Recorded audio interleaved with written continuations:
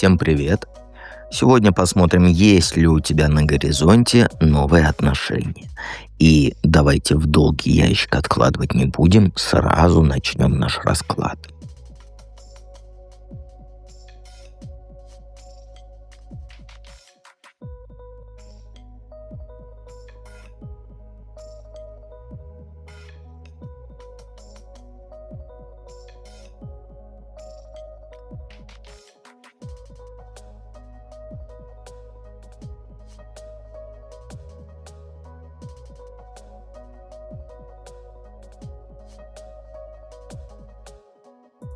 Итак, единички.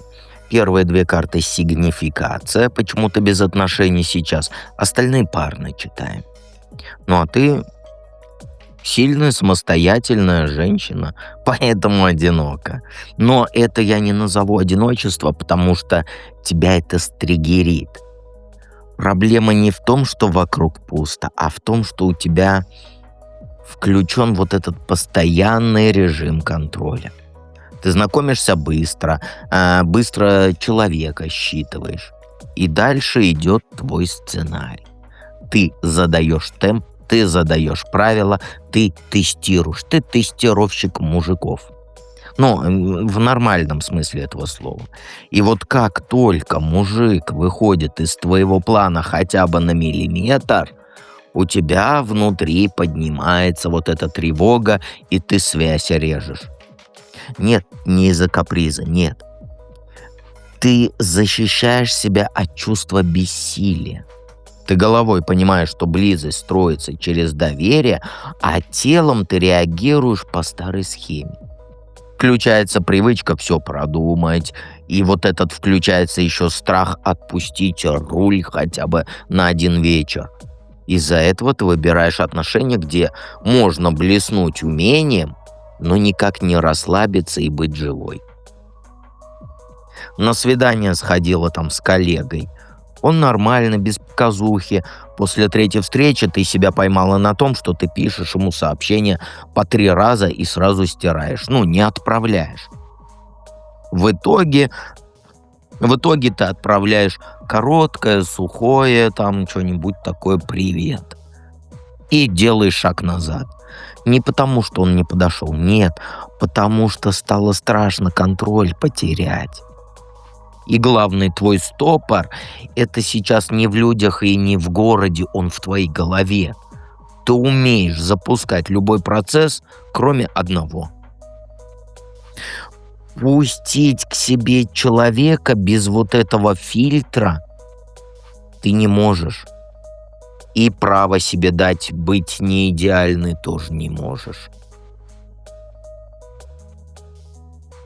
Есть ли на горизонте новые отношения? Да, есть. И тут история не про переписки ночами, не про пустые обещания, нет. Здесь живой интерес, здесь забота, инициативность с его стороны. И без вот этой вот игры в кошки-мышки, которую ты любишь. У вас ситуация конкретная будет. Ближайшие месяца 3 ты поедешь то ли на день рождения, на какое-то празднование в маленькое кафе. И там будет ее знакомый, который возьмет на себя вот этот, роль ведущего вечера. Он легкий в общении, с нормальным чувством вот этого такта. И после общего разговора он пригласит тебя там погулять, отсоединиться от вот этой толпы. Он предложит тебя довести до дома. На следующий день он пришлет тебе фото какого-нибудь смешного момента с вот этой вечеринки со словами «там было очень хорошо». Дальше он будет проявляться стабильно. Не пропадать, не пудрить мозги. От любви до гроба за неделю он не пообещает. Но он покажет тебе простую бытовую заботу. Без вот этих «я достану тебе звездочку с неба», «луну помою» и так далее. И, то есть, он, знаешь, он такой человек, он и лекарства привезет, если ты это простынешь, да, или отвезет тебя, куда тебе надо. И ты среагируешь просто. Уйдет вот это напряжение в теле. Голос мягче у тебя станет. Ты сейчас как вот Это из, как не «Любовь и голуби», а как называется? Служебный роман. Ты сейчас женщина, вот эта начальница из служебного романа. И вот этот контакт с этим человеком, он даст чувство земли под ногами. Он будет немного младше, там, по эмоциям, просто романтичнее будет, чем твой обычный типаж. Но именно это тебе и нужно будет. Он, знаешь, он тянется к теплу и умеет вот его проживать. А ты форму дашь всему этому. И у вас будет рост, ну, в паре я имею в виду, без качелей эмоциональных. Какой совет? С малого начни, перестань всем все доказывать. Потому что у тебя ты такая женщина, которая «я всем докажу вот это». Сейчас твое первое сообщение, первая встреча, первый шаг важнее любой стратегии, к которой ты привыкла. Не строй длинных многоходовочек, пиши коротко, по делу, предлагай конкретно время и место, на встрече не включать допрос, потому что ты вот это твое любименько. Ты это холишь, лелеешь и по головке гладишь. Я про допросы. 3 вопроса о нем, 3 факта о себе. Вот примерно вот так. Этого достаточно, чтобы почувствовать живого человека. Главное, вот у тебя привычка есть выигрывать любой спор. Избегай этого.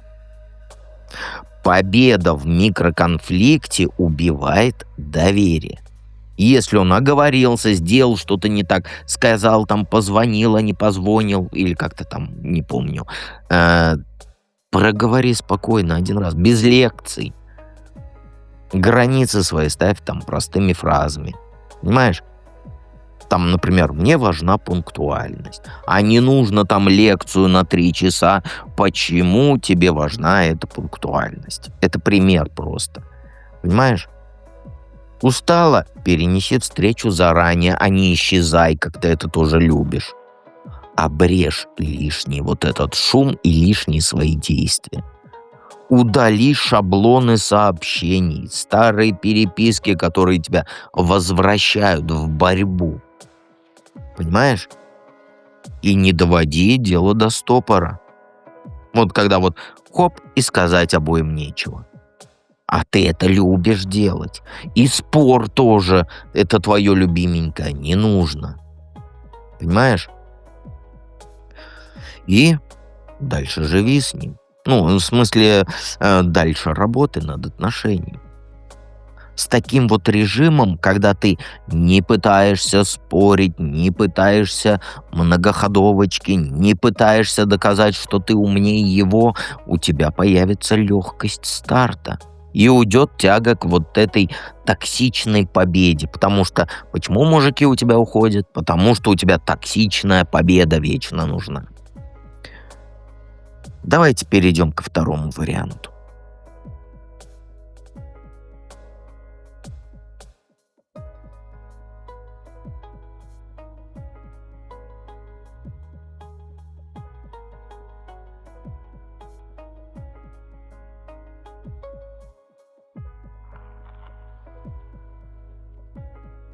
Двоечки. Двоечки. Первые 2 карты сигнификации, а остальное парно читаем. Почему-то без отношений. Ну, тут понятно, да, по картам? Вот твоя жизнь сейчас как идеальная картинка стабильности. Но внутри грусть о том, чего нет. У тебя дом есть, работа есть, друзья, подруги есть, и все вроде на месте. И ты стараешься даже наслаждаться этим. Устраиваешь там встречи с подругами, отмечаешь какие-то победы маленькие, там пытаешься создать атмосферу тепла. Но каждый раз, когда сидишь одна вечерком, накатывает вот это ощущение пустоты, ощущение потери. Потому что ты что делаешь? Ты фокусируешься на том, чего ты лишилась в прошлых отношениях. А что ты лишилась? Доверия лишилась, близости лишилась и, как сказать, лишилась вот этого чувства, когда по-настоящему живой была. И, соответственно, что? Это не дает тебе открыться новому человеку. Ты боишься, что опять все болью закончится. Потому что что? Мужики все одинаковые, мужикам только одно нужно. Я тебе честно скажу, что мужикам нужно. Не чтобы женщина готовила, не чтобы там, как сказать, компот ежедневный. Нет, мужикам нужно, чтобы их женщина им восхищалась. А ты этого никогда не делала. Вот как ты мне не говори, что я ему борщ готовила, я ему... Если мужику нужен там борщ от тебя, он, как говорится, закажет его. Если ему нужна дома уборка, он закажет ее. Но никто не будет восхищаться мужиком, как говорится, за деньги. Ну, я имею в виду, нет такой услуги. Понимаешь? А ты все делала в прошлых отношениях. Вот все. И борщ готовила, и носки убирала, и сопли, как говорится, вытирала, и беспокоилась о нем. Но ты не восхищалась никогда своим мужиком. Понимаешь? И это твоя петля. Сейчас я имею в виду. Внешне все хорошо, но внутри ты прошлое оплакиваешь. И не даешь настоящему шанса. У тебя сейчас в голове ты вообще умничка была в тех отношениях. Ты вот прям вот все. А он паразит к другой ушел. А вот причину я тебе назвал. Не было восхищения своим мужиком. Ну, не нужен мужикам твой борщ, да? Ну, нужен, я имею в виду, вот не из-за борща любят. Понимаешь? Не из-за того, что ты сопельки вытираешь. Нет. Только восхищение. Ну, это тебе правда. Там те другие тарологи, может, что-нибудь другое скажут, конечно. Но я тебе говорю с мужской точки зрения. А женщины с мужской точки зрения никогда не скажут правду. У них будет «он негодяй», «он мудак» и прочее, прочее. Нет, нет, никто не мудак в отношениях. Знакомишься же ты с хорошим человеком изначально. Так что произошло до вашего расставания, что изменилось от вот этого хорошего до того, как говорится, в конце мудака? А случилось только ты, и больше ничего. Знаю, что неприятно, а что поделать. И вот ты отпугиваешь своих мужиков потенциальных новых своей вот этой отстраненностью. Улыбаешься, возможно, там шутишь, но близко не подпускаешь. А причина вот в этой грусти по утраченному. Ты думаешь, что ничего лучше уже не будет. И это блокирует просто любые новые связи. Ты в цикле застряла, где комфорт дома, он заменяет тебе настоящую близость. А воспоминания о боли, они не дают шагнуть вперед. Понимаешь? Есть ли на горизонте новые отношения? Да, новые отношения есть. И они будут вот полны вот этого искреннего тепла и семейного уюта. Этот расклад, он тебе не просто так попался. Понимаешь? Но тут будущие отношения это не про быстрый флирт или там страсть на один вечер. Нет, это про настоящую гармонию, где вы с мужчиной создадите свой маленький мир. А конкретно через пару месяцев ты пойдешь вот, как сказать, или вот в библиотеку, или вот в книжный магазин, или на какую-то лекцию по саморазвитию, и познакомишься там с мужчиной, который сначала покажется тебе там слишком молодым, да, любопытным, на язык острым, с кучей вопросов про жизнь. И он, знаешь, он не будет к тебе лезть с комплиментами, а спросит просто твое мнение там или про книгу, или про тему лекции. И через неделю он тебе напишет, предложит там встретиться в кафе за кофе. Там разговоритесь, работа, хобби, планы. Он, знаешь, он окажется таким человеком, который ценит связь эмоциональную и семью. И у вас быстро вот сложится такое ощущение, что вы на одной волне. Он своими идеями будет делиться, ты своими, вместе планы начнете строить. И это будут отношения, где есть место и для радости, и для поддержки. То есть вы создадите свой круг. Там совместные вечера, совместные поездки, общие друзья. Он в твою жизнь принесет ощущение полноты. Как будто вы вот дополняете друг друга, понимаешь?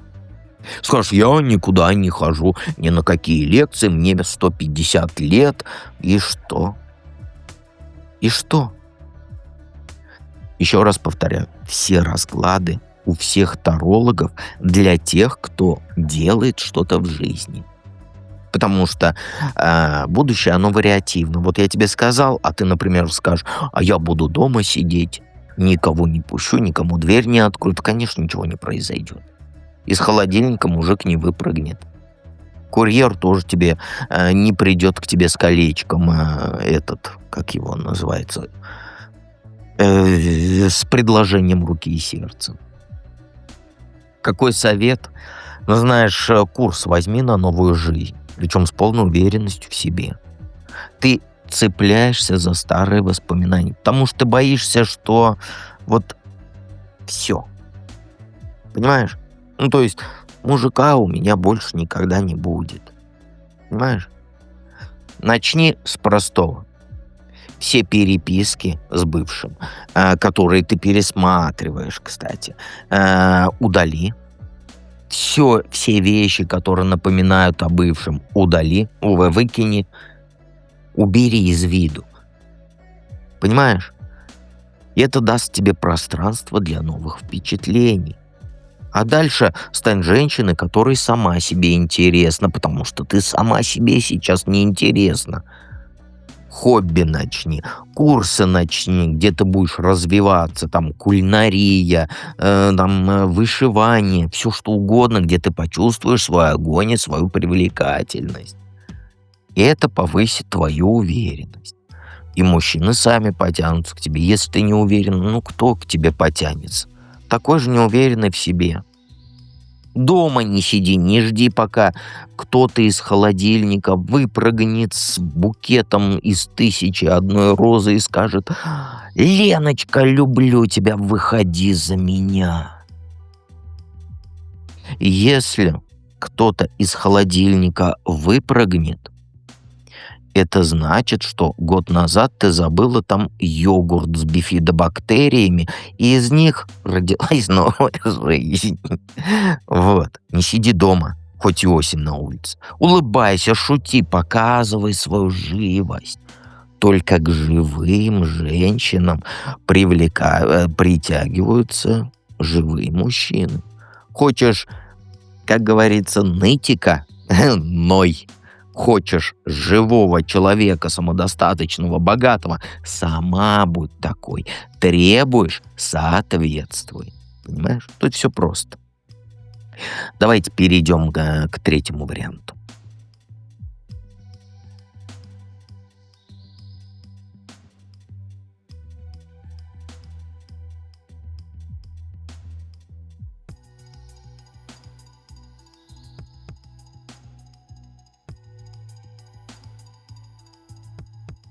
Троечки. Троечки-затейницы.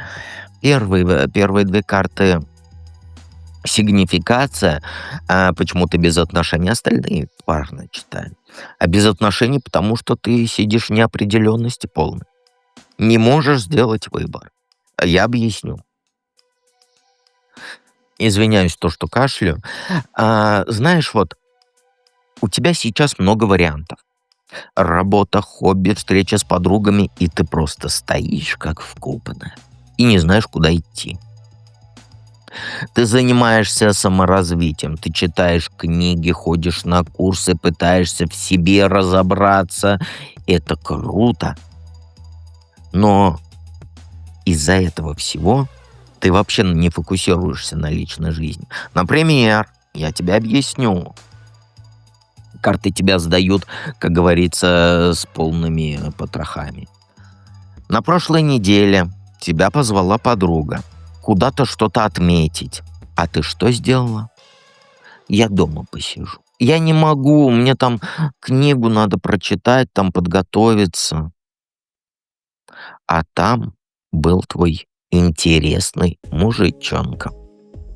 Ты проворонила вот этот шанс. Ты боишься сделать неверный шаг, потому что ты ничего не делаешь. Вот так вот у тебя все просто. Тебе все время кажется, что нужно сначала себя починить, а потом уже про отношения думать. Это правильно, но это тянется у тебя месяцами. Ты записываешься на курсы, смотришь видео про мотивацию, пробуешь новые привычки, вроде там зарядку утреннюю. В итоге дни летят, а личная жизнь на паузе. Ты не замечаешь, как это у тебя все стало отговоркой. Я сначала с собой разберусь, потом найду кого-нибудь. Знаешь, тебе нужно в проживании арканов, и в императрице ты найдешь своего мужика. Сейчас на деле ты просто избегаешь риска, не более того. Жизнь кипит вокруг. Подруги зовут там на всякие встречи и так далее. Коллеги даже устраивают встречи. Но ты выбираешь свой вот этот уютненький, вкусненький кокон. И тут не лень, нет, это не твоя лень. Это не то, что ты там из-за лени дома, я лучше посижу, полежу дома, этот как его. Как вот это вот бусурманское-то называется-то, забыл. Сериалы «Великолепный век», вот. «Великолепный век» посмотрю. Или там вот этот вот в большом городе, или еще какую-нибудь ерунду. А вокруг кипит жизнь. И у тебя страх. Страх, что а вдруг ты выберешь не того, а вдруг опять я обожгусь. Вот и сидишь ты дома между «хочу» и «боюсь». Главное, расклады я смотрю, да, а там само придет. Вот сейчас дед мне скажет, что ко мне из холодильника при этот вылезет голубой волшебник на золотом вертолете, и он меня раскатает прямо. И будет у нас страсть, 10 детей, золотой замок и яхта личная. И все это из-за холодильника. Вот я двоечкам сказал, что у них из холодильника мужик выпрыгивает. Но мужик выпрыгивает только если ты вот этот йогурт забыла на 2 года в холодильнике с бифидобактериями, и у тебя там новая жизнь родилась. Но он ограничен холодильником, этот мужик-то. Он там вертолет из холодильниковских частей не сделает золотой. И вот у тебя вот так вот жизнь кипит, а ты изучаешь ее. Никуда не двигаешься. Саморазвитие — это очень хорошо. Но шагов реальных ты не делаешь никаких. Йогурт выкини из холодильника, который у тебя 2-й год стоит. Есть ли на горизонте новые отношения? Да, есть. И они придут через полный развал твоей вот этой рутины. Все вот к чему ты привыкла, стабильная работа, график, уют дома, все рухнет в один момент. Может, даже уволят тебя неожиданно. Случится какой-то переезд. Понимаешь? Ну или давай я не буду тебя стращать, да что-то дома сломается. И придется срочно все перестраивать. И вот в этой суете появится мужчина, который сначала покажется тебе просто вот полезным знакомым. Например, там вызовешь мастера по ремонту, да, или какого-нибудь дальнего знакомого. И он будет мужчина с похожими твоими интересами. Ну, у вас интересы будут похожи. Вы разговоритесь. И он предложит помочь там с остальными делами, там, розетку чинить, кран у тебя течет, посмотри. И у тебя там вообще вон в бане, посмотри, душ у тебя висит и чего-то как-то не очень хорошо льется. И вот отношения начнутся с этой хаотичной встречи. Но они быстро перейдут в гармонию. Вы свой маленький мирок создадите. Давай, если вот говорить про через год, через 2, да, то совместные ужины, прогулки по выходным, планы на отпуск. Он будет тем, кто дополняет тебя. Спокойный, надежный, с чувством юмора, который вот разряжает твою напряженность. Но я тебе еще раз напомню. Сидишь в 4 стенах, ничего не получишь. И с этим мужчиной вы вместе расти будете. Друг друга поддерживать. Это будет вот, как сказать, ощущение полноты жизни. Понимаешь? Какой совет? Выходи из зоны комфорта. Вот все. Начни активно менять свою жизнь, но делай это с уверенностью, без вот этой лишней спешки. Ты застряла в бытовухе, в рутине, потому что ты боишься перемен. Но эти перемены, они уже на подходе. Чтобы новые отношения вошли гладко, начни ходить там на мероприятия, потому что этого нового знакомого тебе нужно еще познакомиться, чтобы он тебе починил кран этот. Понимаешь? Ходи на мероприятия, где можно встретить новых людей. Выставки, там какие-то клубы по интересам. Понимаешь? Не сиди дома, выходи хотя бы там на выходные хотя бы выходи. Когда случится вот этот самый развал, ну там поломка какая-то и так далее, не паникуй. Используй это как шанс.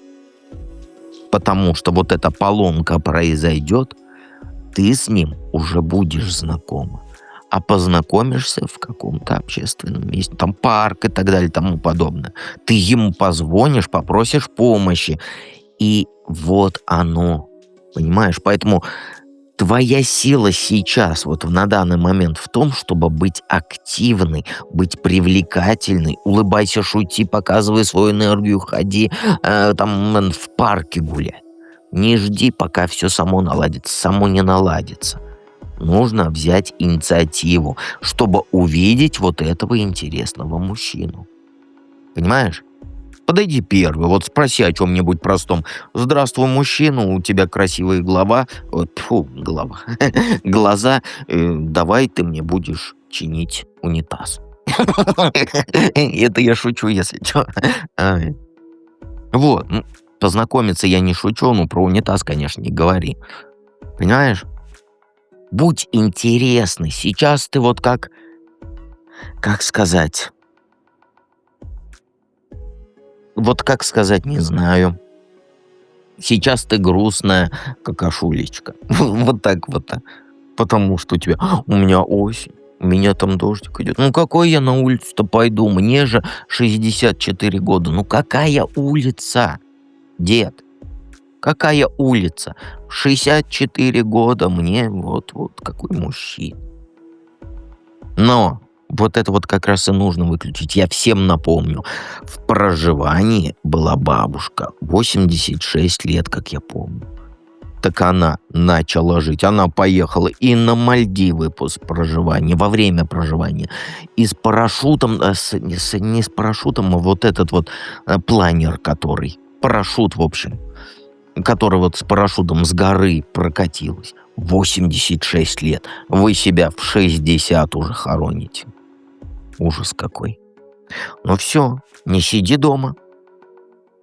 Говори, мужчина, вы мне нравитесь, а давайте вы мне почините унитаз. А то я чего-то сегодня с утра не то съела.